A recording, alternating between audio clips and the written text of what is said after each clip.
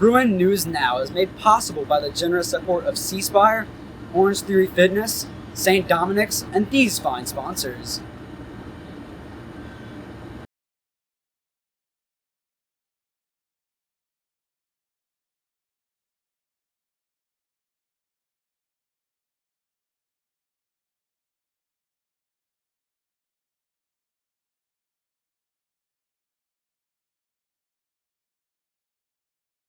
This week on the show, St. Joseph Catholic Church celebrates German Fest.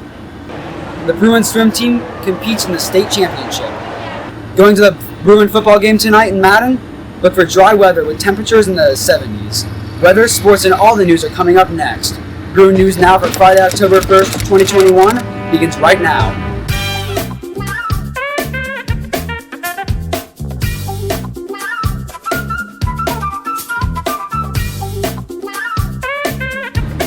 From the BNN Worldwide Headquarters on the campus of St. Joseph Catholic School in Madison, this is Mississippi's high school news leader, the international award-winning high school newscast, Bruin News Now. Hello everybody, I'm Adriana Terrazas. And I'm Adam Williams. It's been a great week here at St. Joseph Catholic School, and we have a great show for you today.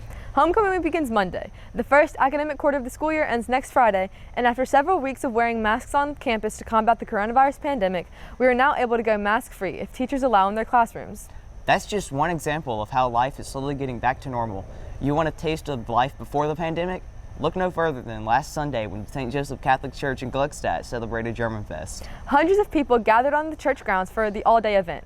The festival, now in its third decade, featured fellowship, children's games, live music, and authentic German food, including homemade sauerkraut. BNN's Mabry Hearn was there.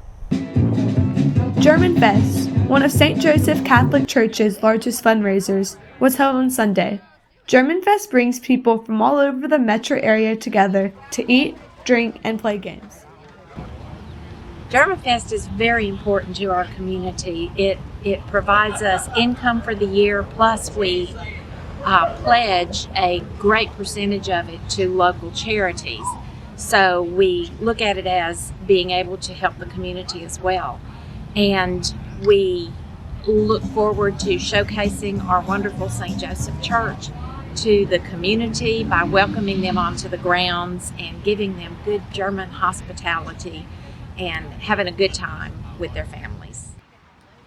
German Fest is a German festival to commemorate St. Joseph's German heritage. There is German dancing, German food such as sauerkraut and pretzels, an enormous amount of desserts, live music, and German souvenirs to buy, including hats and shirts, and games for the kids.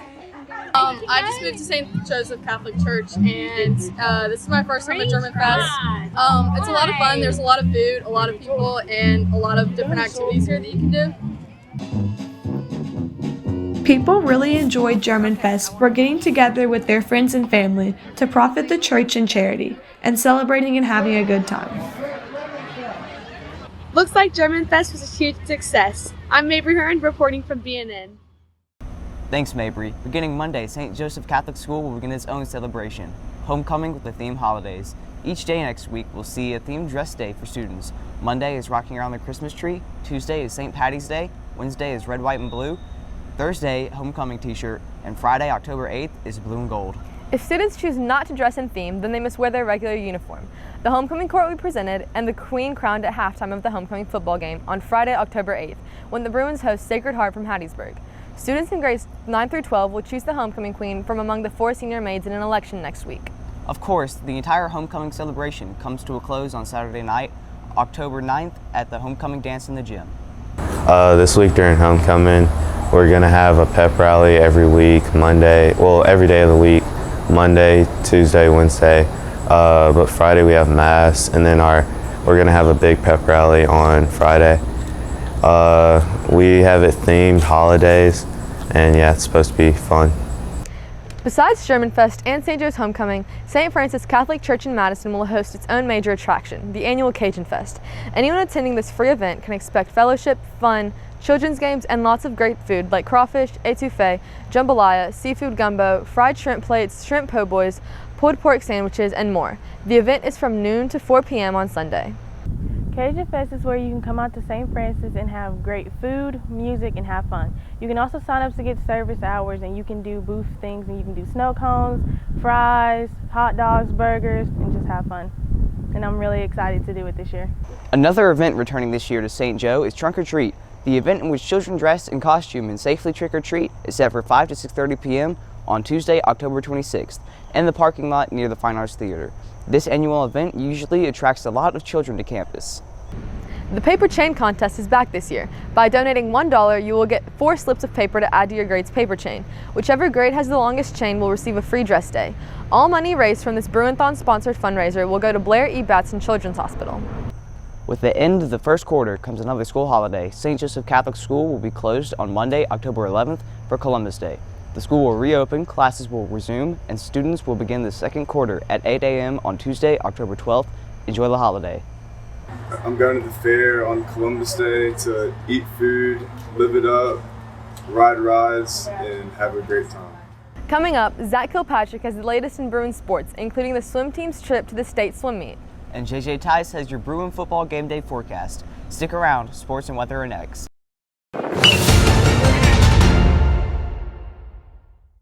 Hello everyone, I'm Zach Kilpatrick and this is the Bruin News Now Sports Report. For the second week in a row, swimming tops our sportscast. The Bruin swim team ended its season Wednesday by participating in their first MAIS swim team. The swim team, as well as all other sports at St. Joe, joined the Mid-South Association of Independent Schools, or the MAIS, this year. Bruin swimmers took third place overall in the swim meet, with Madison Ridgeland Academy claiming first place and Jackson Prep taking second. Grace Ann Weisenberger placed first in the 100 breaststroke, and Chris Tom Suden took first in the boys 100 fly. Annie Mack Steckler finished in the top 3 in both of her events. The girls and boys 200 free relay both took second. I've been on the swim team for 6 years, and this year I was able to take gold in the 100-meter breaststroke, and this is something I've been working really hard for these last 6 years, and I'm so grateful to be able to finally get it, and to thank Coach Lori and my dad for believing in me and helping this happen. Congratulations to the Bruin swimmers. Enjoy the off season while you prepare for another run next fall. In other sports news, the Bruin girls soccer team returned to action Thursday night in a road game at Washington Academy. The Bruins defeated Washington Academy, wrapping up regular season play and improving their record to 14-4. The Bruins are expected to participate in state playoff, which begins Tuesday. Soccer season has been really fun this year, and for conditioning, since it started in the summer, we had a new training program, and it was at F5, which was really beneficial to our game. And it's been really fun since we haven't had to wait so long for the season, and we just got to start right away. And we've made it to playoffs this year, and we're playing new teams, so that'll be fun. In Bruin volleyball, another girls team also is winding down its season. The Bruins defeated St. Andrews at home on Tuesday in 5 sets. The team played Thursday at home against Hillcrest Christian, winning the game and improving its overall score record to 10-17. The Bruins next play Tuesday night in a game at Jackson Prep. We just beat St. Andrews, which is really exciting because we haven't done that in a while, and they're our rivals. And we have the MAIS tournament coming up, which is basically like we win state if we win that. So hopefully we can do really good in that. In Bruin cross country, the boys and girls teams competed last Saturday in the Clinton Invitational. The girls team placed first in the cross country meet. Bruin star runner William Fugate placed first in boys division. The team returns to action next on Saturday, October 9th. Between now and then, runners will be practicing on campus and preparing themselves for the event. So we've been practicing very hard after school, and we're practicing for our meet coming up in 2 weeks. We did good last week at Clinton, and the girls finished first, and the boys did well too. I'm excited for our meet coming up, so we can make personal best, and yeah. In Bruin football, the team hopes to break a 3-game losing streak tonight when they travel to Madden to face Leak Academy Rebels in a key district game. The Bruins enter tonight's contest with a 2-4 record, including 1-1 in district play. The Rebels have a 5-1 record and 2-0 in district play. Last week, the Bruins fell at home to Simpson Academy, 28-21. The Bruins said they are ready to turn things around. If you can't make tonight's football game, you can listen to all the action on Bruin Sports Radio, heard exclusively on WJXCLP Jackson, Mississippi Catholic Radio, 107.9 FM. You also can watch a live video stream of the game right here on the Bruin News Now channel on YouTube. The Bruin Sports Radio team of Jonas Goss, Connor Odom, and Jimmy Thomas will bring you all the action on the radio as well as the streaming video. That's it for this week's edition of the Bruin News Now Sports Report. Join us again next week for more Bruin Sports. I'm Zach Kilpatrick, and have a great day, Bruins.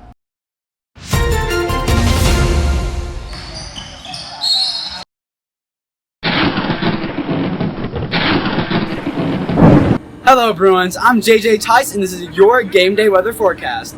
When you go to the Bruin football game tonight in Madden against Leake Academy, you can expect cloudy skies with temperatures in the low 70s with a negligible chance of rain. You should still bring an umbrella though. The weekend will be much of the same with highs in the mid 80s and lows in the low 70s, cloudy skies and a 30% chance of rain. Sunday you will see very cloudy skies and a 60% chance of rain, with highs in the low 80s and lows in the high 60s. Before I go, I have a terrible autumn themed joke for you. How do you fix a broken pumpkin? With a pumpkin patch. Have a great day and go Bruins!